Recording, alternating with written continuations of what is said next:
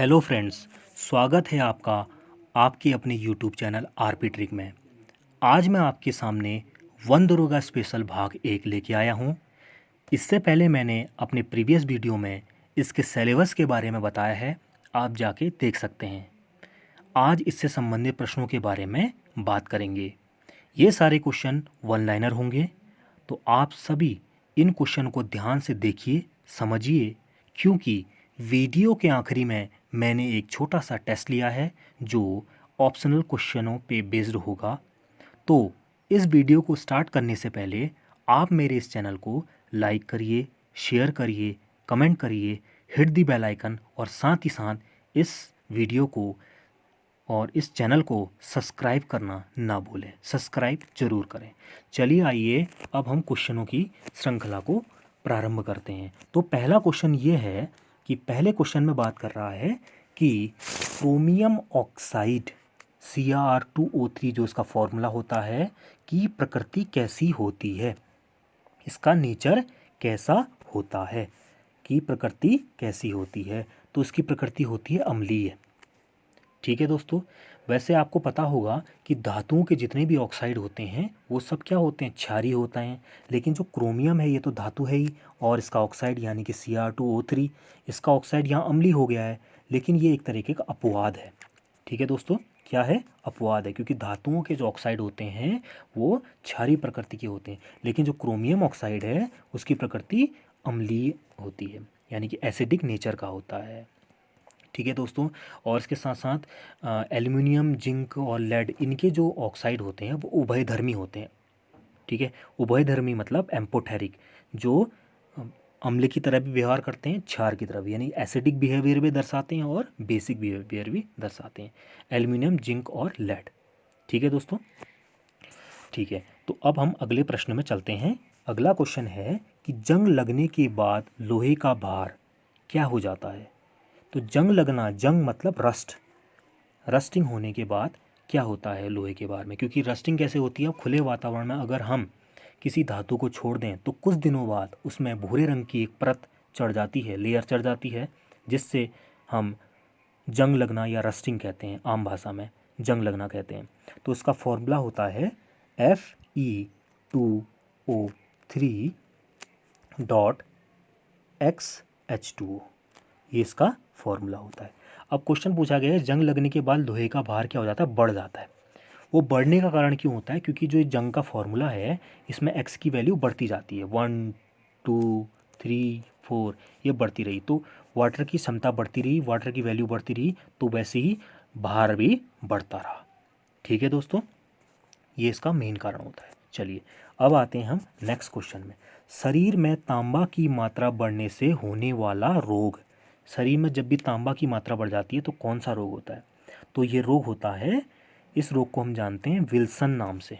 ठीक है, क्योंकि कॉपर पॉइजनिंग हो जाती है बॉडी के अंदर, तो विल्सन नामक रोग हो जाता है। ठीक है मित्र, और आप इन क्वेश्चनों को ध्यान से देखिए, समझिए, क्योंकि वीडियो के आखिरी में मैंने एक छोटा सा टेस्ट लिया है। इन्हीं क्वेश्चनों में से मैंने कुछ क्वेश्चन वहाँ लिए हैं और टेस्ट के तौर पे आपने वहाँ उनको देखना है, समझना है। ठीक है, नेक्स्ट क्वेश्चन में अगर हम चलें तो उसमें बोला गया है भारी जल जमता है। भारी जल कब जमता है, यानी कि भारी जल को क्या कहा जाता है, D2O, यानी कि ड्यूटेरियम ऑक्साइड। ये कब जमता है, 3.8 डिग्री सेल्सियस पे जमता है, यानी कि फ्रीज कब होता है, 3.8 डिग्री सेल्सियस में। फॉर्मूला क्या होता है, D2O, यानी कि ड्यूटेरियम ऑक्साइड, इसका फॉर्मूला होता है, किसका, भारी जल का। अगला प्रश्न, अगले प्रश्न में अगर हम चलें तो उसमें कहा जा रहा है कि किसका उपयोग पनडुब्बी जहाज तथा अस्पताल आदि की बंद हवा को साफ करने में होता है। क्वेश्चन समझ में आया आपको, मतलब किसका उपयोग पनडुब्बी जहाज तथा अस्पतालों की जो बंद हवा होती है उसको साफ करने में किया जाता है, तो वो है सोडियम परऑक्साइड। सोडियम परऑक्साइड ऐसा केमिकल है जिसका यूज़ पनडुब्बी जहाज़ों, अस्पतालों की बंद हवा को साफ करने में किया जाता है। अब इसका फॉर्मूला आता है, सोडियम परऑक्साइड का फॉर्मूला होता है Na2O2, Na2O2 इसका फॉर्मूला होता है। अगला क्वेश्चन, अगले क्वेश्चन में अगर हम चलें तो उसमें देखते हैं कि वायुयान के निर्माण में धातु प्रयोग होती है। जब बड़े बड़े जहाज़ बनाए जाते हैं तो कौन सी धातु, कौन से मेटल का यूज किया जाता है, तो वो है पैलेडियम। किसका यूज किया जाता है? पैलेडियम का यूज किया जाता है, जिसे दर्शाया जाता है, जिसका सिंबल है Pd। Pd से इसको दर्शाया जाता है, ठीक है। और इसका एटॉमिक नंबर कितना होता है? इसका एटॉमिक नंबर होता है 46 इन पीरियोडिक टेबल। 46 इसका परमाणु क्रमांक होता है। एक दूसरा भी होता है Pd, और ये तो Pd है पैलेडियम, एक दूसरा होता है Pb जिसे हम लेड बोलते हैं, वो अलग है, ठीक है। उसका 82 होता है लगभग, ठीक है। तो पैलेडियम का यूज किया जाता है, ठीक है, पैलेडियम का प्रयोग किया जाता है। अगला क्वेश्चन है कि सफ़ेद सोना कहा जाता है, किसे कहा जाता है सफ़ेद सोना? सफ़ेद सोना यानी कि वाइट गोल्ड किसे कहा जाता है? तो ये होता है प्लेटिनम। प्लेटिनम को ही सफ़ेद सोना बोला जाता है। प्लेटिनम का सिंबल होता है Pt, बड़ा P स्मॉल t, और इसका एटॉमिक नंबर होता है 78, 78 इसका परमाणु क्रमांक होता है, ठीक है दोस्तों, प्लेटिनम। अगले प्रश्न में देखते हैं, सफ़ेदा यानी कि वाइटनर जिसे बोला जाता है को कहा जाता है, ठीक है। वाइटनर को क्या बोला जाता है? तो ये होता है लेड कार्बोनेट, और इसका फॉर्मूला है, केमिकल फॉर्मूला Pb2CO3 इसका केमिकल फॉर्मूला होता है। जैसे मैं अभी बात कर रहा था कि Pb यहाँ आ गया है, ठीक है, यानी कि लेड, और इसका परमाणु क्रमांक यानी कि एटॉमिक नंबर 82 होता है, ठीक है दोस्तों। अगले प्रश्न में हम चलते हैं। अगला प्रश्न बोल रहा है, कृत्रिम रूप से उत्पादित किया जाने वाला प्रथम तत्व कौन सा है? कृत्रिम रूप से, ठीक है, पहला तत्व कौन था कृत्रिम रूप से उत्पादित किया जाने वाला? तो ये था प्लूटोनियम। क्या था? प्लूटोनियम। ये एक रेडियो एक्टिव तत्व है, ठीक है, और इसका एटॉमिक नंबर होता है 94 यानी कि 94 इसका परमाणु क्रमांक होता है, और ये एक रेडियो एक्टिव तत्व होता है, ठीक है दोस्तों। अगला क्वेश्चन में अगर हम देखें तो इसमें बोला गया है लेड पेंसिल में लेड का प्रतिशत कितना होता है? लेड पेंसिल में, तो यहाँ पर ये मिस्टेक हुई है दोस्तों, शायद टेक्निकल प्रॉब्लम हुई है, तो 2% नहीं होगा, इसका आंसर ये रॉन्ग है, ये होता है 0% इसका आंसर है, ठीक है। यानी कितना परसेंट? 0% होता है। ये एक बार आप करेक्शन कर लीजिएगा, ठीक है। 2% नहीं होगा, ये 0% होता है। लेड पेंसिल में लेड का प्रतिशत 0 होता है, ठीक है दोस्तों। अगले क्वेश्चन में चलते हैं। यांत्रिक ऊर्जा को विद्युत ऊर्जा में बदलता है, ठीक है, यानी कि मैकेनिकल एनर्जी को किसमें? इलेक्ट्रिक एनर्जी में कौन कन्वर्ट करता है? तो ये कन्वर्ट करता है डायनेमो उसको बदलता है। डायनेमो जिसे हम आम भाषा में विद्युत जनरेटर भी कहते हैं, यानी कि शुद्ध हिंदी में जनित्र भी बोला जाता है, विद्युत जनित्र, ठीक है। ये क्या करता है? यांत्रिक ऊर्जा को विद्युत ऊर्जा में बदलता है। ये कैसी धारा देता है, कैसी करंट देता है? ये डायरेक्ट करंट देता है। एक करंट होती है अल्टरनेटिव यानी कि प्रत्यावर्ती धारा, और दूसरी होती है डायरेक्ट करंट या हिंदी में दिष्ट धारा, ठीक है। तो ये डायरेक्ट करंट देता है, ठीक है। अगला क्वेश्चन, प्रकाश के वेग की गणना सबसे पहले किसने की थी? सबसे पहले प्रकाश के वेग की गणना की थी रोमर ने, ठीक है। प्रकाश के वेग की गणना रोमर ने की थी। कितनी होती है स्पीड ऑफ लाइट? ये होती है 3 × 10⁸ मीटर पर सेकेंड होती है, ठीक है, प्रकाश की चाल, ठीक है दोस्तों। तो इसका आंसर होगा रोमर।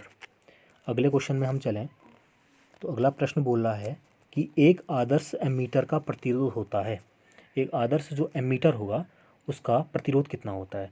तो उसका प्रतिरोध होता है 0, 0 होता है, ठीक है दोस्तों। कितना होता है? 0 होता है। अगर इसी की जगह एमीटर की जगह मैं अगर वोल्टमीटर ले लूँ, तो आदर्श वोल्टमीटर तो उसका कितना हो जाएगा? वोल्टमीटर उसका हो जाता है अनंत, यानी कि इन्फाइनाइट हो जाता है, ठीक है। ये क्वेश्चन आते हैं एग्जाम में, बहुत लोग कंफ्यूज हो जाते हैं क्योंकि एमीटर को वोल्टमीटर, वोल्ट को एमीटर सोच देते हैं। तो एमीटर का कितना होता है प्रतिरोध? 0, और वोल्टमीटर का इन्फिनिटी, अनंत होता है, ठीक है दोस्तों। अगले प्रश्न में हम चलेंगे, किसी वस्तु का ताप एक निश्चित बिंदु तक बनाए रखा जा सकता है, ठीक है। किसके द्वारा एक निश्चित बिंदु तक बनाए रखा जा सकता है किसी वस्तु का ताप? तो ये हो जाता है थर्मोस्टेट के द्वारा, ठीक है। और शुद्ध हिंदी में से बोला जाता है ताप स्थापी, जैसे कि नाम ही से लग रहा है कि ताप को स्थापित करने वाला, ताप स्थापी। कभी कभी एग्जाम में हिंदी में ना, इंग्लिश में ना पूछ के हिंदी में पूछ लिया जाता है, तो ताप स्थापी से नाम बोला जाता है, यानी कि ऊष्मा को नियत करता है, नियत ऊष्मा। ठीक है, अगले क्वेश्चन में चलते हैं। न्यूटन का कौन सा नियम जड़त्व का नियम कहलाता है? ठीक है, कौन सा नियम न्यूटन का जड़त्व का नियम कहलाता है? तो प्रथम नियम को ही जड़त्व का नियम कहते हैं। Newton's first law is another name of जड़त्व का नियम। ठीक है, अनदर, और इसका अलग नाम भी है, गैलीलियो का नियम भी कहा जाता है इसको। ठीक है, गैलीलियो का नियम, जड़त्व का नियम, इसे न्यूटन का प्रथम नियम ही कहा जाता है। क्या होता है न्यूटन का फर्स्ट लॉ? कि कोई वस्तु अगर चल रही है तो चलती रहेगी, और कोई वस्तु रुकी है तो रुकी रहेगी, और तब तक रुकी रहेगी जब तक उस पर कोई बाह्य बल यानी कि एक्सटर्नल फोर्स न लगाया जाए। ठीक है दोस्तों, ये है। अगले क्वेश्चन में चलते हैं। वर्गीकरण की सबसे बड़ी इकाई है, वर्गीकरण की सबसे बड़ी इकाई कौन सी है? वर्गीकरण की सबसे बड़ी इकाई है डोमेन यानी कि साम्राज्य। ये टैक्सोनॉमी यानी कि वर्गीकरण चैप्टर से ये क्वेश्चन है, काफ़ी इंपॉर्टेंट है क्वेश्चन। तो वर्गीकरण की सबसे बड़ी इकाई होती है साम्राज्य, और सबसे छोटी कौन सी होती है? सबसे छोटी इकाई होती है जाति। जाति जिसे हम क्या बोलते हैं? स्पीसीज भी बोला जाता है, SPECIES, स्पीसीज के नाम से भी जाना जाता है, यानी कि जाति बोला जाता है इसे। सबसे छोटी इकाई जाति और सबसे बड़ी इकाई साम्राज्य या डोमेन। इंग्लिश में इसको डोमेन बोला जाता है, वैसे साम्राज्य। ठीक है दोस्तों, ये अगले प्रश्न में हम चलेंगे कि बॉडी का सबसे मैक्सिमम ऑक्सीजन लेने वाला भाग कौन सा है? यानी कि बॉडी का ऐसा भाग जो सबसे ज़्यादा ऑक्सीजन ग्रहण करता है, तो वो है ह्यूमन ब्रेन यानी कि मस्तिष्क। कितना परसेंट? 20%। 20% ऑक्सीजन मस्तिष्क ही लेता है। ठीक है दोस्तों, 20%। आइए चलते हैं अब नेक्स्ट क्वेश्चन में।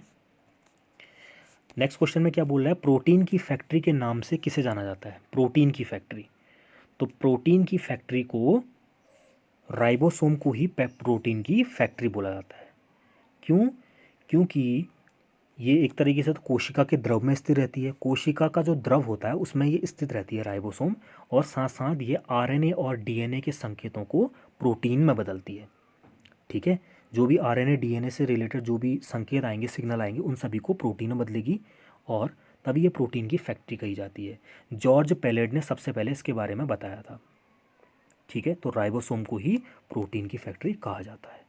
दोस्तों, क्वेश्चन के आखिरी में एक छोटा सा मैंने टेस्ट लिया है, तो आप इन क्वेश्चनों को ध्यानपूर्वक देखिए, और जो क्वेश्चन आने वाले हैं ऑप्शनल, उनका सही जवाब दीजिएगा। अगले क्वेश्चन में चलते हैं। अगला क्वेश्चन बोल रहा है, नील हरित शैवाल का दूसरा नाम क्या है? नील हरित शैवाल, तो इसका दूसरा नाम है साइनोबैक्टीरिया। इससे पहले प्रीवियस वीडियो अगर आपने ध्यान दिया होगा तो वहाँ भी मैंने ये 2-3 बार ये क्वेश्चन आ गया है कि साइनोबैक्टीरिया नील हरित शैवाल के नाम से जाना जाता है। ठीक है, और ये जीवाणु वर्ग से संबंधित है। ये टैक्सोनॉमी जो चैप्टर है, वर्गीकरण, उसमें इसका जिक्र है। बैक्टीरिया, फंगी और अमीबा, इन सभी के बारे में वहाँ बताया गया है। ठीक है दोस्तों, अगले क्वेश्चन में अगर हम चलेंगे तो पादप तथा जंतु में मुख्य अंतर किसका होता है? तो पादप और जंतु में मुख्य अंतर पोषण का होता है। ठीक है, पोषण का मुख्य अंतर होता है, क्योंकि पादप खुद अपना भोजन बनाते हैं और जंतु दूसरों पे निर्भर रहते हैं, यानी परपोषी रहते होते हैं। ठीक है, अगले प्रश्न में, ट्रैफिक पुलिस के नाम से जाना जाता है, ट्रैफिक पुलिस के नाम से किसे जाना जाता है? तो ये जाना जाता है गॉल्जी काय को। क्यों जाना जाता है? क्योंकि कोशिका के अंदर जितने भी पदार्थ स्रावित होते हैं उन सभी का संग्रह करना, उनका परिवहन करना, इन चीज़ों में वे सहायता करता है। कौन? Golgi coy. जैसे ट्रैफिक पुलिस ही है, ट्रैफिक पुलिस क्या करती है? यातायात का मैनेज करती है, मैनेज देखती है। उसी तरह से गॉल्जी कॉय भी जो शरीर के अंदर जो भी स्रावित पदार्थ हैं उन सभी को संग्रह करती है, परिवहन करती है, करने में सहायता करती है। ठीक है दोस्तों, तो गॉल्जी कॉय इसका सही आंसर होगा। ट्रैफिक पुलिस के नाम से गॉल्जी कॉय को जाना जाता है। अगले प्रश्न में चलते हैं। अगला प्रश्न है, सबसे जटिल कार्बनिक पदार्थ होता है, सबसे जटिल कार्बनिक पदार्थ, तो वो होता है प्रोटीन। प्रोटीन को ही सबसे जटिल कार्बनिक पदार्थ के नाम से जाना जाता है। क्यों? क्योंकि प्रोटीन बने होते हैं कार्बन से, हाइड्रोजन, ऑक्सीजन, नाइट्रोजन, इन सभी से बने होते हैं, क्योंकि इनके तोड़ना मुश्किल हो जाता है। तो प्रोटीन का गठन इन्हीं से होता है, कार्बन, हाइड्रोजन, ऑक्सीजन, नाइट्रोजन। ठीक है, तो प्रोटीन को तभी जटिल कार्बनिक पदार्थ बोला जाता है। अगले प्रश्न में हम चलेंगे दोस्तों। अगला प्रश्न क्या कह रहा है, भारत की कृषि सबसे ज़्यादा निर्भर किस पर रहती है? तो ये रहती है वर्षा पे, रेन पे। ठीक है, मानसून आता है तभी जाके चावल की खेती हो पाती है, धान की खेती, क्योंकि धान की खेती के लिए पानी की काफ़ी आवश्यकता होती है। तो वर्षा पे पूरी खेती भारत की लगभग निर्भर रहती है ज़्यादातर। ठीक है दोस्तों, अगले क्वेश्चन में हम चलेंगे। अगला प्रश्न बोल रहा है कि सब्जी के उत्पादन में भारत का कौन सा स्थान है? सब्जी के उत्पादन में, तो सब्जी के उत्पादन में भारत का दूसरा स्थान, सेकंड पोजीशन में भारत है सब्जी उत्पादन में। और फल उत्पादन में कौन सा है? फल उत्पादन में भारत ये भी सेकंड नंबर पे है। ठीक है, और एक आता है उर्वरक। उर्वरक, उर्वरक मतलब फर्टिलाइजर। फर्टिलाइजर में कौन सा है? फर्टिलाइजर उगाने में ये थर्ड नंबर पे। उर्वरक उत्पादन यानी फर्टिलाइजर के उत्पादन में थर्ड नंबर पे, फलों के उत्पादन में सेकंड नंबर पे, और सब्जी के उत्पादन में ये भी सेकंड नंबर पे आता है भारत। ठीक है दोस्तों, अगले क्वेश्चन में हम चलेंगे। तो अगला क्वेश्चन बोल रहा है, भारत में कार्यशील जनसंख्या का कितने प्रतिशत भाग कृषि में लगा है? ठीक है, कार्यशील जनसंख्या कितने प्रतिशत भाग कृषि में लगा है? तो ये है 64.5%, 64.5% भाग कृषि में लगा हुआ है। ठीक है दोस्तों, अगले क्वेश्चन में हम चलेंगे। भारत के किस राज्य में गेहूं की खेती नहीं होती है? भारत के किस राज्य में गेहूं की खेती नहीं होती है? तो ये राज्य है तमिलनाडु। सबसे ज़्यादा खेती कहाँ होती है गेहूं की? उत्तर प्रदेश, पंजाब, ये ज़्यादा गेहूं उगाते हैं। लेकिन कहाँ नहीं होती है? तमिलनाडु में खेती नहीं होती है। लेकिन इससे रिलेटेड दूसरा क्वेश्चन भी है कि चाय का उत्पादन दक्षिण भारत में सर्वाधिक कहाँ होता है? तो वो है तमिलनाडु। वैसे चाय का उत्पादन सबसे ज़्यादा तो पूरे भारत में असम में होता है, लेकिन दक्षिण भारत में कहाँ होता है? वो है तमिलनाडु में। ठीक है, और गेहूं की खेती यहाँ नहीं होती है। ठीक है दोस्तों, चलिए अगले क्वेश्चन में हम चलते हैं। पूसा रूबी किस की उन्नत किस्म है? पूसा रूबी, पूसा रूबी किसकी उन्नत किस्म है? तो ये है टमाटर की। किसकी है दोस्तों? ये टमाटर की उन्नत किस्म है, पूसा रूबी। और एक दूसरा आता है पूसा केसर। ठीक है दोस्तों, पूसा केसर के नाम से एक और आती है पूसा केसर। पूसा केसर होती है, ये होती है गाजर की, गाजर की किस्म होती है पूसा केसर। और पूसा रूबी किसकी होती है? टमाटर की होती है। ठीक है, पूसा रूबी टमाटर की और पूसा केसर गाजर की होती है। ठीक है, इसको ध्यान में रखिएगा आप। और एक और आता है वर्षा उपहार, ये होती है भिंडी की किस्म, वर्षा उपहार। ठीक है दोस्तों, अगले क्वेश्चन में हम चलते हैं। भारतीय दलहन अनुसंधान संस्थान, ठीक है, भारतीय दलहन अनुसंधान संस्थान IIPR स्थित है। भारतीय दलहन अनुसंधान संस्थान IIPR, तो ये है कानपुर में स्थित है। कहाँ है? उत्तर प्रदेश, कानपुर में। अब यहाँ पर आता है एक वर्ड IIPR, इसका फुल फॉर्म क्या होगा? IIPR, ये काफ़ी पूछा जा सकता है एग्ज़ामों में। तो IIPR का मतलब है Indian institute of pulse research. ठीक है, दोबारा बोलना चाहूँगा, Indian institute of pulse research, Indian institute of pulse research, ये IIPR इसका फुल फॉर्म है। ठीक है दोस्तों, अगले क्वेश्चन में अगर हम चलें तो गन्ने में रस की मात्रा कितनी होती है? गन्ने में रस की मात्रा, तो गन्ने में रस की मात्रा होती है 60 से 70% गन्ने में रस की मात्रा होती है।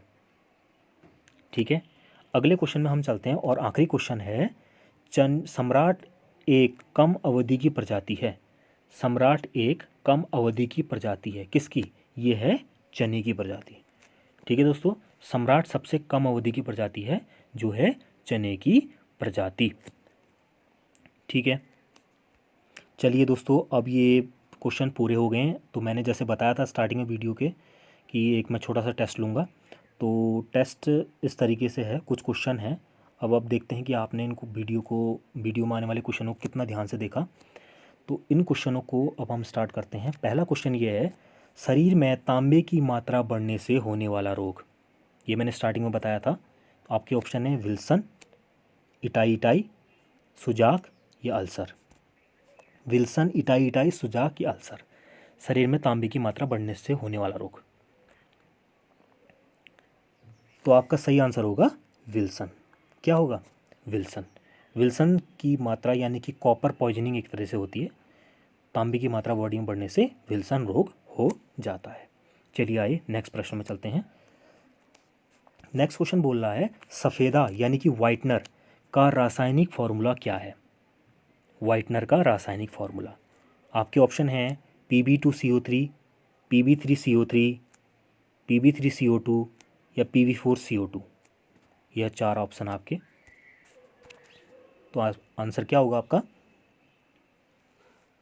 यह आंसर होगा Pb2CO3 is the right answer. Whitener सफ़ेदा का रासायनिक फॉर्मूला Pb2CO3 यानी कि लेड कार्बोनेट के नाम से इसे जाना जाता है। चलिए आइए अब नेक्स्ट क्वेश्चन में चलते हैं। वर्गीकरण की सबसे बड़ी इकाई है। वर्गीकरण की सबसे बड़ी इकाई है। ऑप्शन हैं साम्राज्य, डोमेन, कुल, फैमिली, वंश, जीन्स या जाति, स्पीसीज। अगर वीडियो को ध्यान से देखा है तो आप तुरंत आंसर दे देंगे। क्या होगा इसका आंसर? वर्गीकरण की सबसे बड़ी इकाई तो ये कही जाएगी डोमेन, साम्राज्य। ये सही आंसर होगा। डोमेन, साम्राज्य वर्गीकरण की सबसे बड़ी इकाई होती है। और एक बात और बताई थी, जाति क्या होती है? स्पीसीज सबसे छोटी इकाई होती है। ठीक है, इसे ध्यान दीजिएगा आप और ध्यान में रखिएगा। चलिए आइए नेक्स्ट प्रश्न में चलते हैं। अगला क्वेश्चन है सबसे जटिल कार्बनिक पदार्थ होता है। सबसे जटिल कार्बनिक पदार्थ होता है। आपके ऑप्शन है प्रोटीन, कार्बोहाइड्रेट, वसा या एमिनो एसिड। तो क्या आंसर होगा इसका? सबसे जटिल कार्बनिक पदार्थ। तो मैंने जैसे वीडियो में बताया था, इसका सही आंसर होगा protein. Protein is the right answer. Protein सबसे जटिल कार्बनिक पदार्थ होता है, क्योंकि मैंने बताया था इसमें कार्बन, हाइड्रोजन, नाइट्रोजन, ऑक्सीजन के तत्वों से इसका गठन होता है। ठीक है, चलिए आइए नेक्स्ट प्रश्न में चलते हैं। नेक्स्ट क्वेश्चन में बोल रहा है कि सब्जी उत्पादन में भारत का कौन सा स्थान है? सब्जी उत्पादन में आपके ऑप्शन है पहला, दूसरा, तीसरा, चौथा। सब्जी उत्पादन में भारत का कौन सा स्थान है? तो आपने बताना है सब्जी उत्पादन में भारत का कौन सा स्थान है। तो आपका सही आंसर होगा दूसरा, सेकंड। ठीक है दोस्तों, और फल उत्पादन में भी दूसरा और फर्टिलाइज़र में तीसरा। ठीक है, थर्ड पोजीशन में फर्टिलाइज़र, सेकंड में फल और सब्जी। ठीक है दोस्तों, नेक्स्ट क्वेश्चन में चलते हैं। नेक्स्ट और ये आखिरी क्वेश्चन है, पूसा रूबी किस की उन्नत किस्म है? पूसा रूबी। ठीक है, पूसा रूबी किसकी उन्नत किस्म है? आपके ऑप्शन है टमाटर, गाजर, आलू या बैगन। तो ये किस्म है, इसका सही आंसर होगा टमाटर, टोमेटो। टोमेटो किसकी है? पूसा रूबी की। और मैंने क्या बताया? पूसा केसर बताया था, वो होती है गाजर की, पूसा केसर। ठीक है, पूसा केसर गाजर की, पूसा रूबी टमाटर की, और एक और चीज़ बताई थी ना, वर्षा उपहार, वो होती है भिंडी की। ठीक है दोस्तों, वर्षा उपहार भिंडी की किस्म होती है। तो उसका सही आंसर क्या होगा? टमाटर।